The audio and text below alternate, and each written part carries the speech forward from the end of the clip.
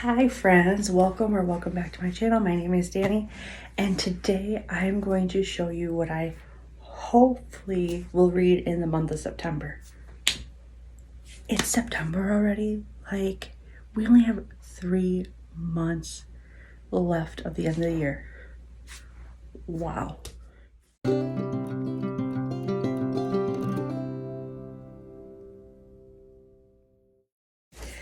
Let's go ahead and get started. I will be participating in some readathons and some other stuff. So I'm just gonna show you the books and stay tuned. The Last Wife by Karen Hamilton. Nina and Marie were best friends until Nina was diagnosed with a terminal illness. Before she died, Nina asked Marie to fulfill her final wishes. For Your Own Good by Samantha Downing. Teddy Crutcher has won Teacher of the Year at the elite Belmont Academy home to the best and brightest. He says his wife couldn't be more proud, though no one has seen her in a while. The Twin by Natasha Preston. Ivy and Iris haven't lived together for years. When their mother and father divorced, each parent got custody of one twin. But after a tragic accident takes their mom's life, the devastated sisters are reunited and Iris moves in with Ivy and their dad. Iris takes their mom's death especially hard. She barely talks, spending hours alone in her room. Ivy can't stand to see Iris so sad. She promised Iris that she can share her life now. After all, they're sisters, twins. And this is just a continuation of Natasha Preston's backlist that I had on my physical TBR.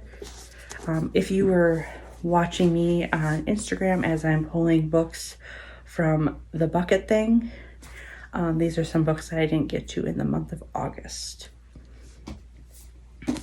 What Lies Between Us by John Mars. I read the one by John Mars and it just was okay, I guess, because I really, for the same premise of the one, I enjoyed The Soulmate Equation by Christina Lauren much better. But they say every house has its secrets, and the house that Maggie and Nina have shared for so long is no different, except these secrets are not buried in the past. After Anna by Alex Lake. The police at a loss. Her parents are beyond grief. Their daughter is lost forever, perhaps dead, perhaps enslaved. But the biggest mystery is yet to come. 1 week after she was abducted, Anna is returned.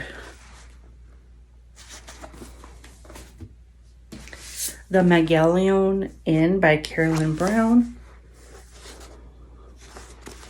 Inheriting the Magdalene Inn, a Victorian home nestled in the East Texas Pine, is a fantasy come true for Jolene Brossard. After living with the guilt of failing to rescue her self-destructive mother, Jolene knows her aunt and uncle's B&B is the perfect jumpstart for a new life and a comforting place to call home. There's just one hitch. Stubborn and moody carpenter Tucker Malone.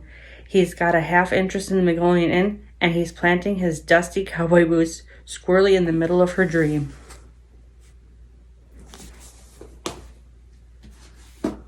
Book Lovers by Emily Henry. Nora Stevens' life is books. She's read them all, and she is not the type of heroine. Not the plucky one, not the laid-back dream girl, and especially not the sweetheart. In fact, the only person Nora is heroine for are her clients, for whom she lands enormous deals as a cutthroat literary agent, and her beloved little sister Libby.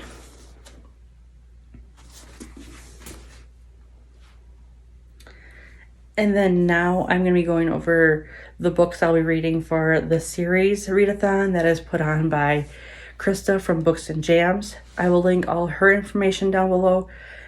And all you who have to participate is, like, there's a bingo card that you can choose to fill up, but it's all related to series. So I'm going to go over a couple that I'll be planning on reading for the series readathon. Our Finest Hour by Jennifer Milliken. Some people live by a set of rules. I have only one, and I learned it the hard way. Don't let anyone get too close. Then I'll be reading these two. I believe there's two more in the series. Wanting Mr. Kane by Sharona Williams. Candy, it was love at first sight when I met Mr. Kane. He was handsome, broody, tattooed, and rich. For years he's been mine. He just didn't know it. This is the first one. And then Breaking Mr. Kane is the second one. Candy, I was left broken, my heart beating a little bit harder in order to survive. I've tried picking up the pieces, but when it came to Kane, it was hard to let go.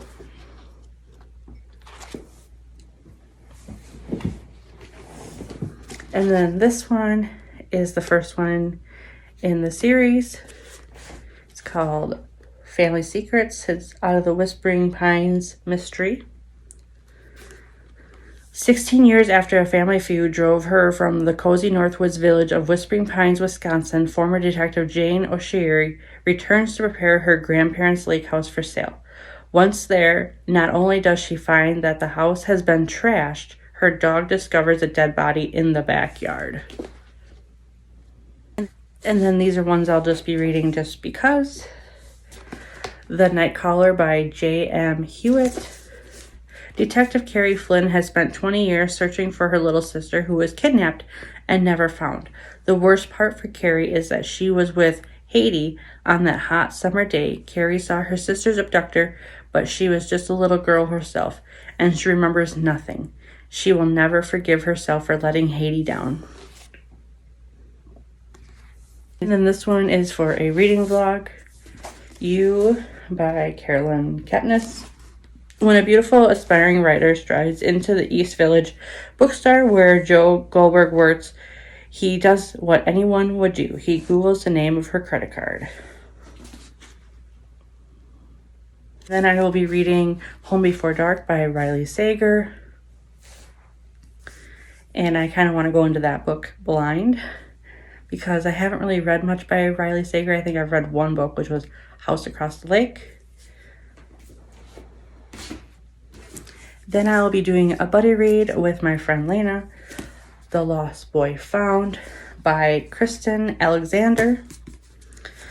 One missing child on a summer day in 1913 at a Half Moon Lake, Louisiana. 4-year-old Sonny Davenport walks into the woods and never returns. His mysterious disappearance from the family's lake house makes front page news in their hometown. John Henry and Mary Davenport are wealthy and influential and will do anything to find their son. For 2 years, the Davenport search across the South, offer increasingly large rewards, and struggle not to give in despair.